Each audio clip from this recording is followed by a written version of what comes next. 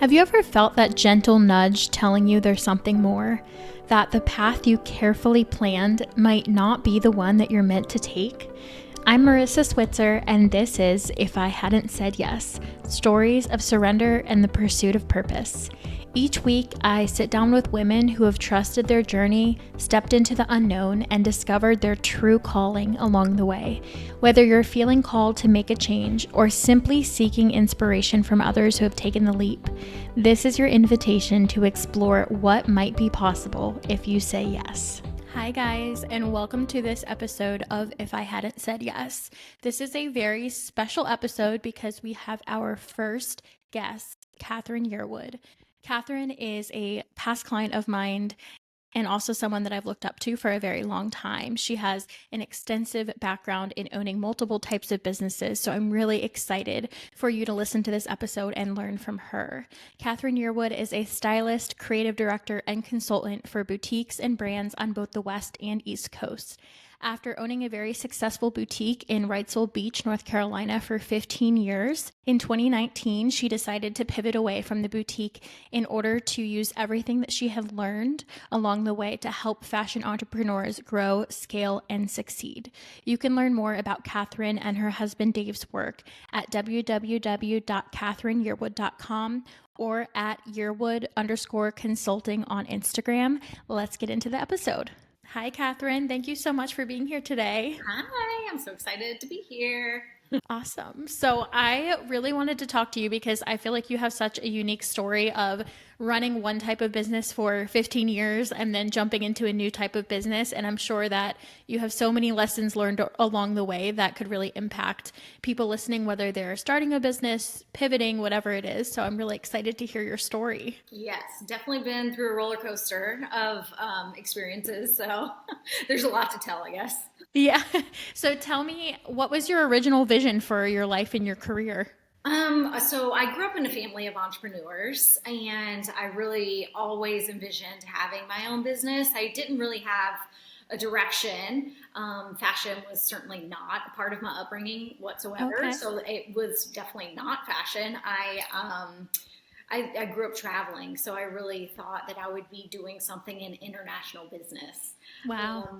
So yeah, I knew I always wanted to have my own business, but I just didn't know what. Very cool. How you and I met. So we have both lived in Wilmington, North Carolina, which is where your first business took place. Yes. So I moved to California when I was 18, and I was just going to community college and working at a surf shop part-time, and really felt like I was going nowhere as far as in community college, didn't know what to study, had no idea what to do. And my sister, I was actually living out there with my sister, and she had a full-time job and wasn't happy. And so we decided that we wanted to start a business. And I'll keep this part really short, but we ended up starting a smoothie juice bar. And back in the day, that was kind of a new thing. Nobody was doing like fresh pressed vegetable juices and wheatgrass and all of that. So we found a way to start this business. And we did it for about a year, and I was still working at the surf shop because, it's expensive living in California. I was just starting to realize that I definitely did not like being in food. I had no desire to be around, even though it was just like fruits and vegetables, I had no desire to be around food, and quickly learning that that was not the business that I wanted. But I learned so much from it because, I was still at community college, just taking regular classes and then running this business, hiring, firing, setting prices, creating a menu and learning how to deal with customers and all the things. And then the surf shop offered me a promotion as a assistant buyer. And that, I was like, oh my gosh, that's amazing. I never even saw any potential or any way to kind of move up within that. But the surf shops out there they're massive, and they had 2 large stores. So they had like a crew of buyers, and it was their full-time job. And so I took the job, And 2 weeks in, they fired the head buyer and made me the lead buyer. So it was like a roller coaster of, I already have this business, but I definitely want to move into buying and fashion because this is amazing. And so I ended up turning over my shares to my sister.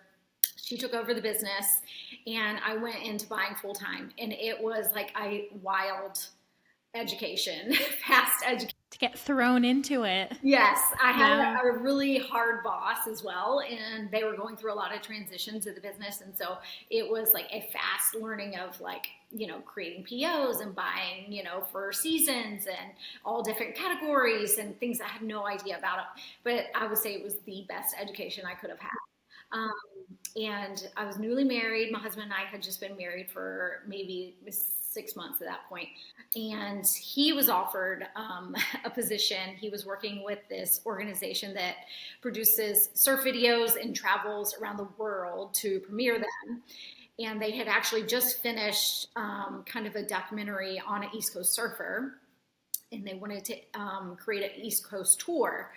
And they were like, since Catherine naturally has connections, and the movie was actually on one of my friends and a whole group of friends. So it was just a natural fit for us to go back to the East Coast and for him to set up this tour.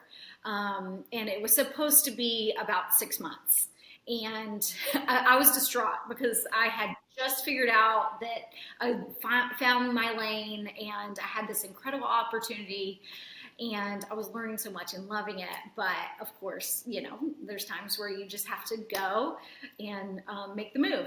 So we moved back to my hometown, and we actually moved in. My parents had a house at Wrightsville Beach, and they were actually living in Florida at the time. So we moved back into my family home. And my husband's he was traveling 180 days out of the year. So it was like, as soon as we got there, he was gone and traveling and setting up this tour. And so I was pretty much just sitting at home wondering what to do with my life, So I was definitely at that crossroads, and I had a job at one of the local surf shops, and they were amazing and great, and I was loving it, but definitely was feeling the call to do more. And so at that time, Wrightsville Beach is a small little beach town, but it's also a college town. So there's lots of young people there.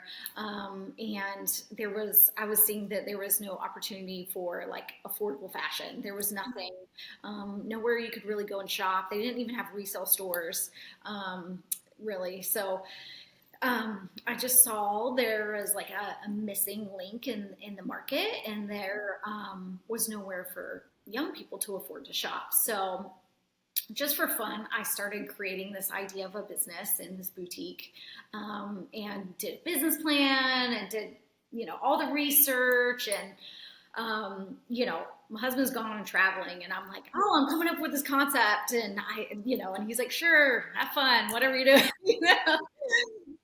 So he never, really took me serious. And he was just like, yeah, do whatever you need to do to stay entertained, So it was coming like at the end of the year. And I had spent a lot of time actually praying about this too.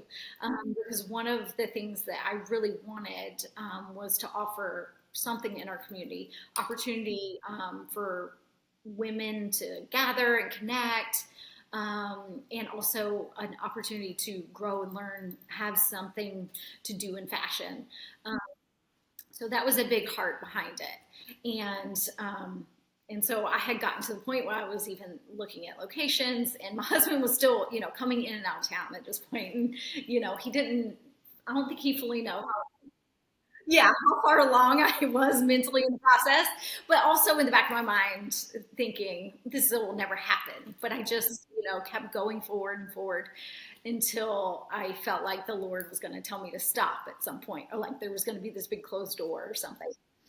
So I just kept moving forward. And then finally, I found the most amazing location, right at Wrightsville Beach. And yes, it was great. It's this old building. I think it had been there since the 20s. And for as long as I can remember, even as long as my parents were in college, it was always a laundromat, which, it was like prime location, not being utilized.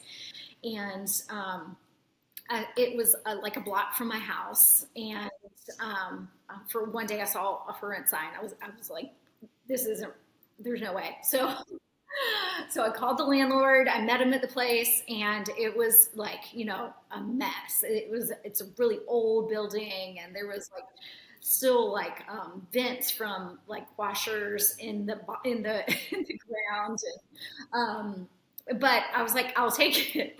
And I mean, at this time I didn't have a loan. I didn't have any money. I was sure. I was just, this is it, And at this point, my husband was like, okay, you're really doing this. And I was like, I think so.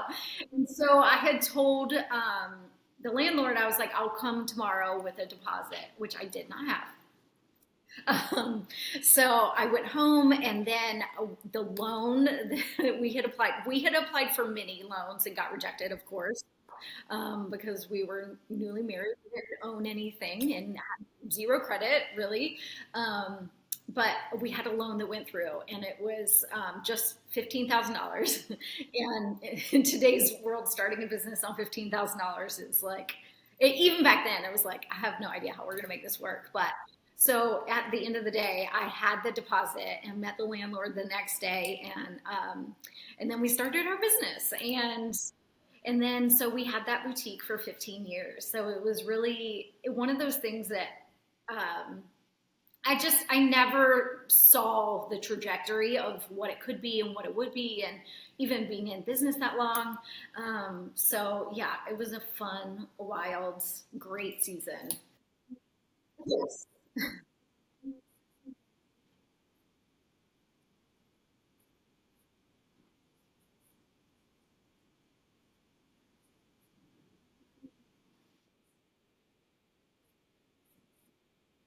Mm. Well, I think we were really just trusting the Lord, and of course, like moving back to the East Coast, supporting my husband. That was first and foremost. I loved what he was doing as well, and so just being alongside my husband. So that was just an obvious yes, and I knew, my time would come, or I would figure it out, which it did. It did. So I think, yeah, really just relying on our faith at that point of being led in the right direction. Um,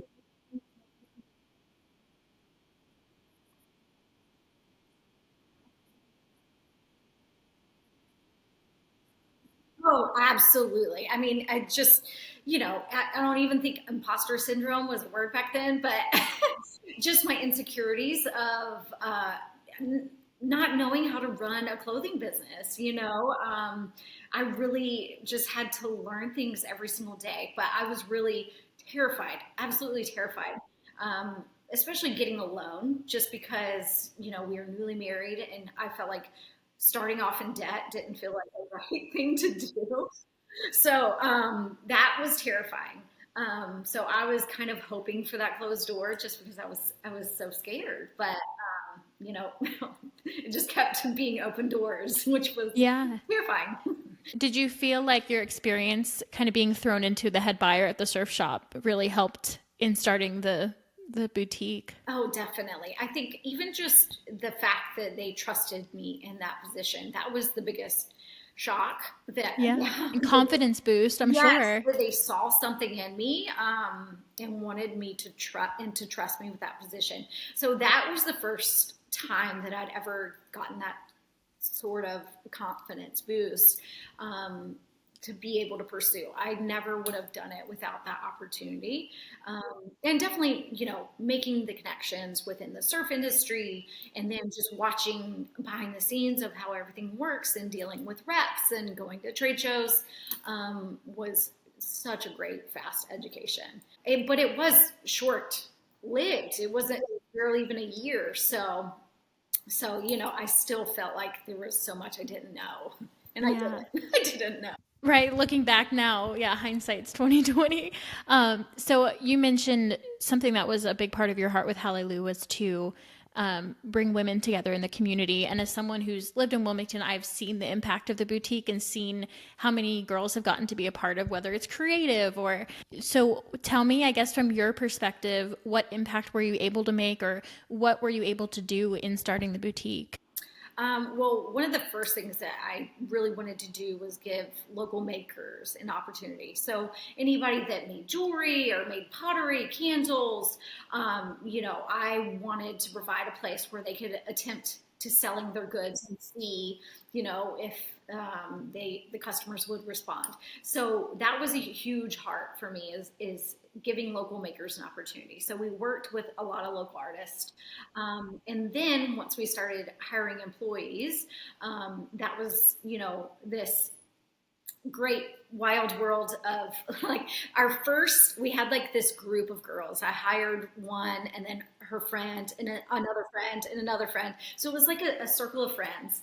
And they were from high school to college. So they were with me for probably 4 years. And it was like a solid crew. And that gave me such, it was so fun to be able to mentor them and to give them opportunity, and then to see their talents and push them into their talents, try to give them opportunities.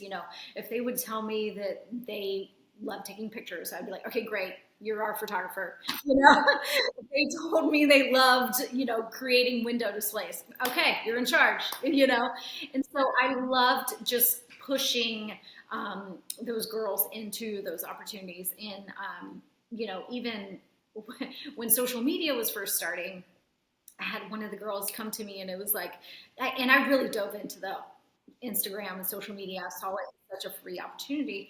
So I really focused on our marketing a lot, and really enjoyed that aspect. And I think they had just introduced stories on Instagram.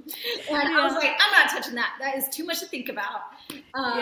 And I had one of my employees say, you need to be utilizing it. I was like, well, then you're in charge. You do it. I was like, I have no capacity to take on anything else. And so, and she was incredible. She was so great.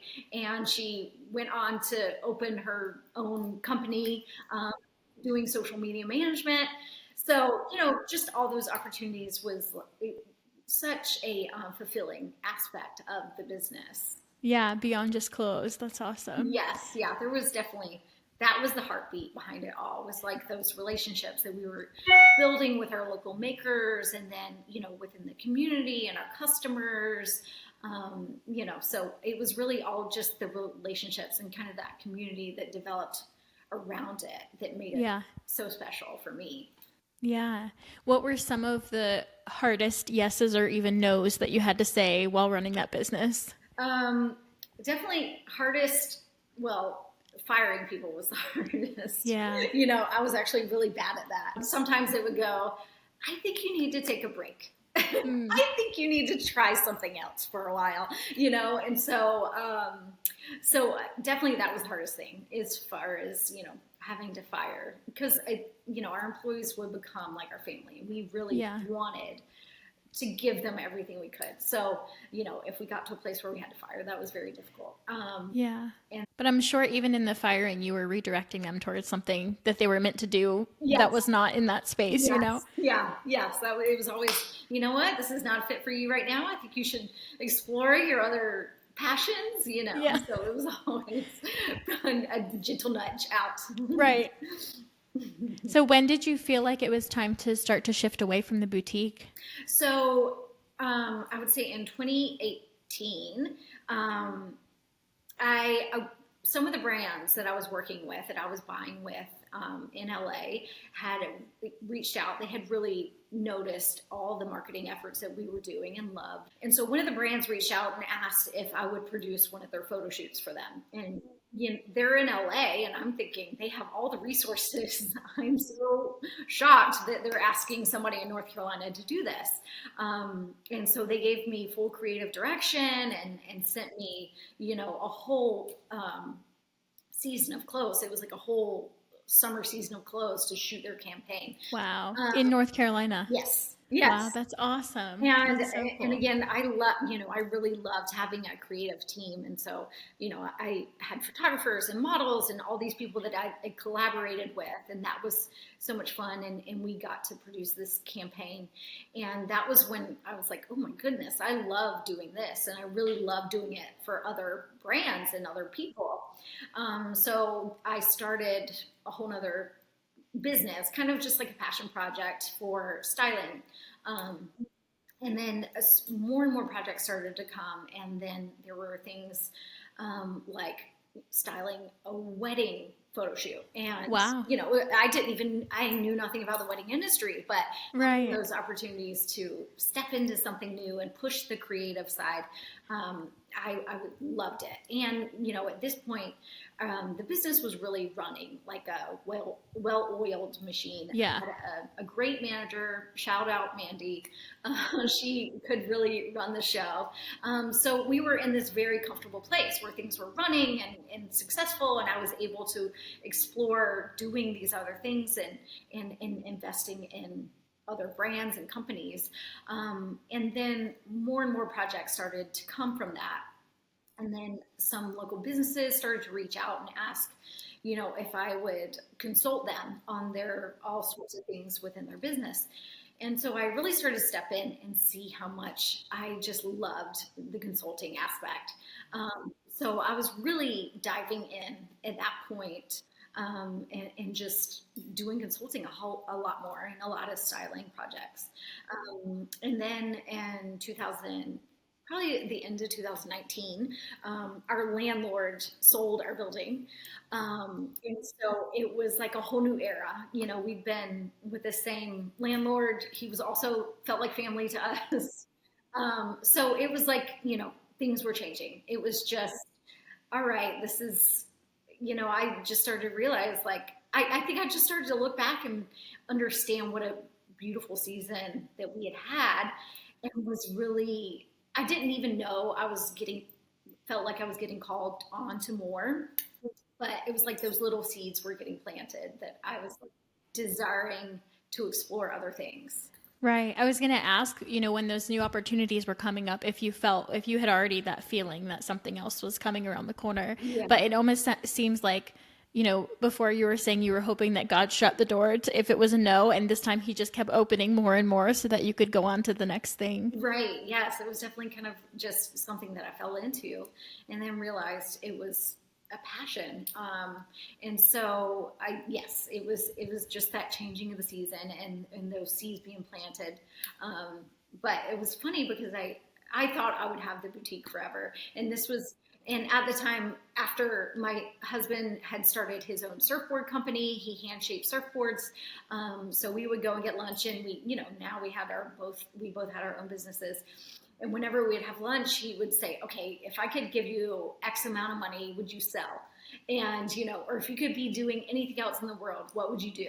And at that point, it was always nothing. I wouldn't sell.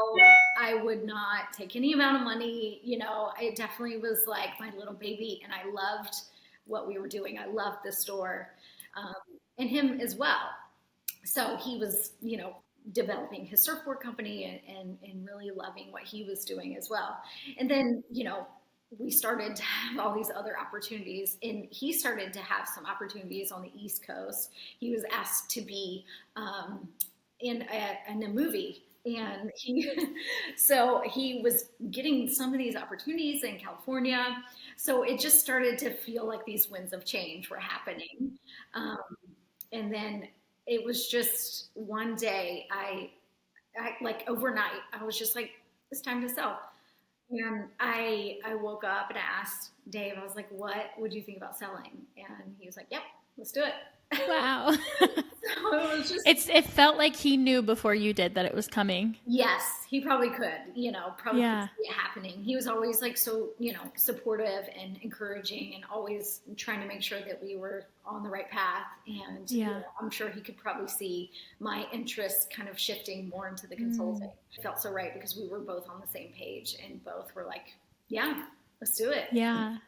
What was that identity shift like to go from owning a business for 15 years to, I don't want to say freelance, but you were kind of, a contract stylist at the time. What was that identity shift like? It was major, all because of the timing too. So we had actually decided that we wanted to sell our house. We had this big 3-bedroom house and we wanted to be at the beach. We were in town a little bit. So we had decided we want to sell our house. And then a month later decided to sell the business. So it felt like, oh my goodness, we're doing all these things. And this was 2019. And so we ended up selling our house and selling the business. And literally 4 days later, COVID lockdown happened. Wow. Oh my gosh. It was the wildest timing ever because suddenly we had sold our house, we had sold our business. Everybody was in lockdown. Right. We had no responsibilities, nowhere to be, nothing to do. Right. It was really like, what do I do with my time? I don't even know, and I'm sure everybody was feeling that as well. But we just, we didn't have a job. We had nowhere to be. And it ended up being a very sweet season for us as far as, a season of rest and, figuring out what that next step was going to be. But then organically, all the consulting really started to happen because all these boutiques started to reach out, recognizing that I was now doing counseling or consulting.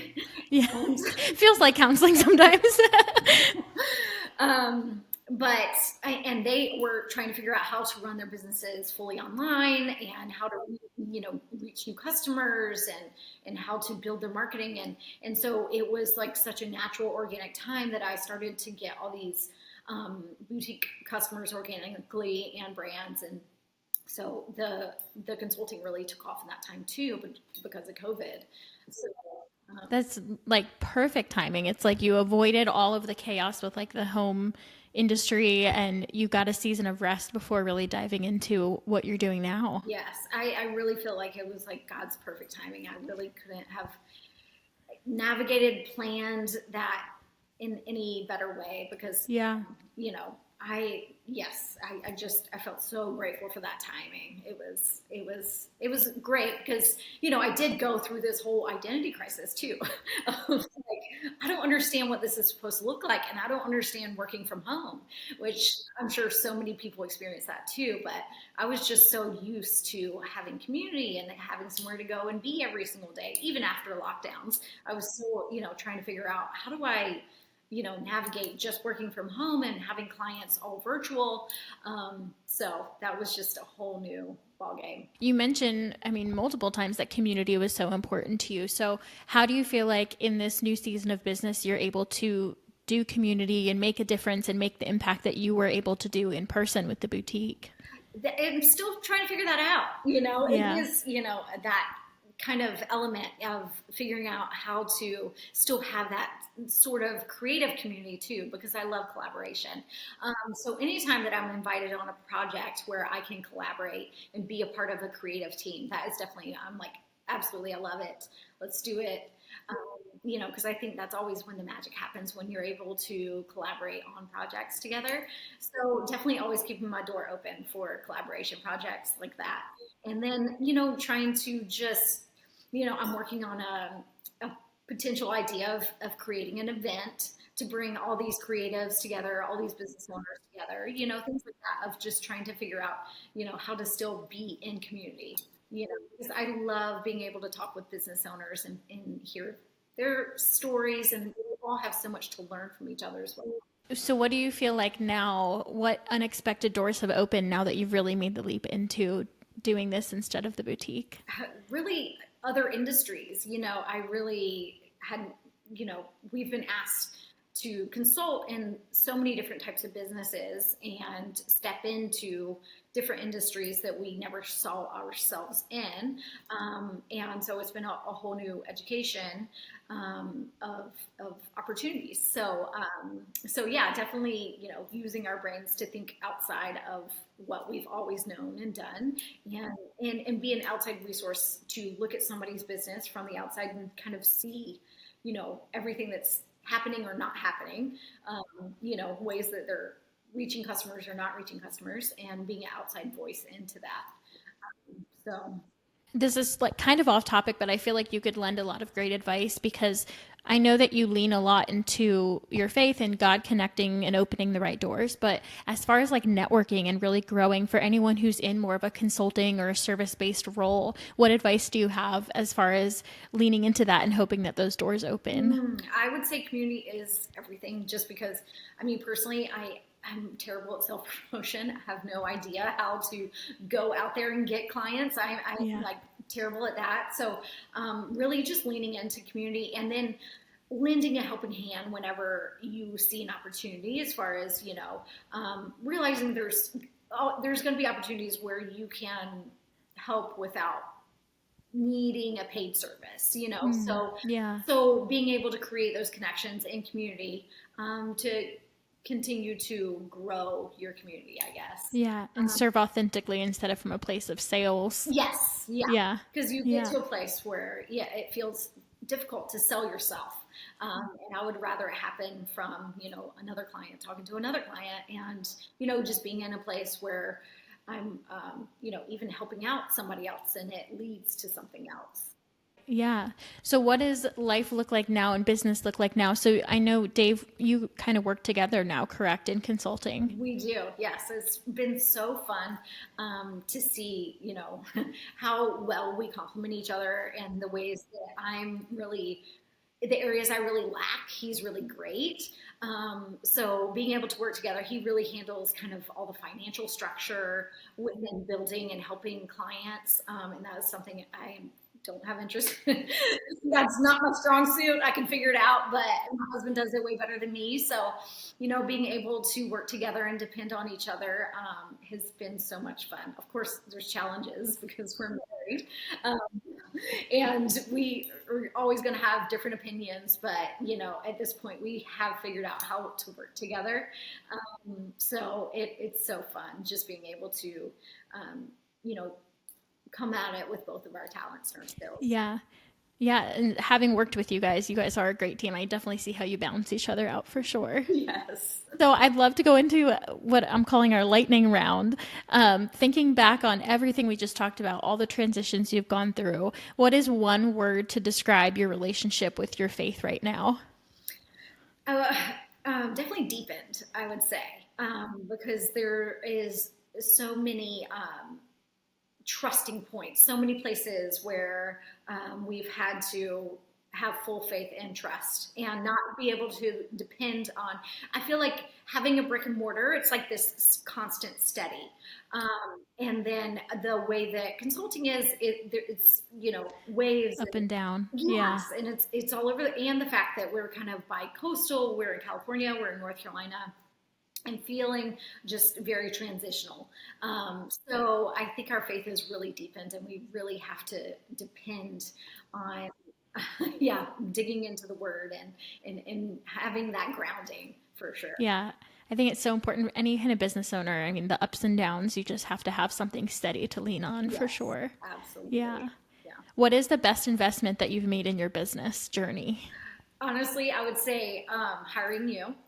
Oh, thank you. Because when we were building our new business that we've yet to launch, there's so many times, and even being a consultant and seeing how you're so in it that you can't see outside of it. Mm-hmm. And being able to work with, we hired you for our branding and creating all of our design. And you were so thorough in digging into our purpose and what our client was, and the goals and the visions for our business, that you really helped, everything come to life for us. And so that was something that I'm like, every dollar worth spent. Oh, thank you. I appreciate that. She didn't pay me to say that. Thank you. No, and even, I mean, it's been a couple years now since we worked together. So just to hear that the process still means a lot to you, and that you feel so connected to what we created is great, because that's always my goal. Absolutely. It definitely feels like, you have that it's almost like a wall to fall back on, to be like, okay, that's not our brand, so we have to, reconsider. So it's really, it's so much more than branding. It really is setting a standard for your identity. And so, yes, that experience was great for us. Thank you. That's awesome. How have you navigated balance in your career? Like, what are your non-negotiables in your daily routine? Definitely my quiet time in the morning. Even within my husband and I, we have this agreement, because I've always kind of woken up before him, but it's understood that even if he is awake, he'll stay in bed for like 30 minutes. To give you your time. Give me my time. I need my quiet time to get in the word and to, just start with that level playing field before, because he's like a 3-ring circus. He's one of those people that comes out the gate all swinging. Yeah. And that's just not me. So I would say definitely just taking that quiet time and starting with that steady every morning. What still scares you as a business owner? The fear of failure, for sure. I actually talk about this a lot, even, with my consulting, is, not letting that hold you back, because I personally have to fight that in my insecurities all the time still. So I think that that's a constant battle, to be able to fight your fears and the fear of failure, to keep you from pursuing the things that even that you're gifted and meant to do. How do you discern what's fear talking and what's really a no? Oh, I feel like a lot of time in prayer, that's the only way to really dig it out, and spending time really working through all those emotions, I am somebody who loves to jump in and figure it out later. Me too. Obviously. And so I definitely try to commit time to prayer and figuring things out before I fully jump in. But yes. What do you feel like your next yes is in business? Oh gosh, I don't know. Just continuing to pursue more opportunities within the consulting and styling. I love still working within, being creative director and working with brands and having that opportunity to, just help with that creative side of things. So, just always like stepping into new opportunities and projects. Yeah. You seem to be very good at saying yes to new opportunities, so that's exciting. I love stepping into things I love being pushed out of my comfort zone. I think it really, shows you kind of what you're made of. And so it shows you that you can do more than you think you can do. So. Yeah. And who would have thought, like, you saying yes to working at a surf shop, would end up here now? It's all full circle that you're able to, you say, I jumped into all these opportunities and each one led to the next and was better than the last. Yes. And that's something I always try to tell, young people too. Like, try everything, don't be afraid to take a job. If it's not for you, then you move on to the next. I think people get so, set that they have to do one thing forever, or, they have to pick one major and stick with it. And, I just don't think life works like that. I think you are meant to have many seasons and to experience, many different directions and different sides of yourself even. That was my next question, is what is your biggest advice for women who feel called to something bigger? I feel like you answered it perfectly. I think definitely just step into it and start. I think, it's one of those things where you'll know if it's a not meant to be. If things continue to just be a no, then you'll still learn from it. You'll still have experiences, and it'll still have you something that you are meant to experience. I believe if there are things that you feel like you're called to do and you're passionate about, you want to know more about, try it, start, just go for it. And then, it'll create a path. Yeah. Awesome. Well, that's a great way to wrap it up. Thank you so much for being here and sharing your story. And I had no clue about even like the juice bar that you owned before. So many valuable lessons throughout all of your business journey. So I really appreciate you being here. Thank you always. And thank you for your creativity. And I love sending clients to you. We've had clients thank you. With together. So thank you. I appreciate it. Yeah, you're so talented. Thanks so much for tuning into this episode of If I Hadn't Said Yes. If this episode inspired, encouraged, or moved you in any way, your rating and review would be greatly appreciated. Or maybe this episode made you think of someone in your life that you want to encourage to go for their big yes. Feel free to share it with a friend. You can keep up with all of our content at If I Hadn't Said Yes Pod on Instagram. We'll see you next week.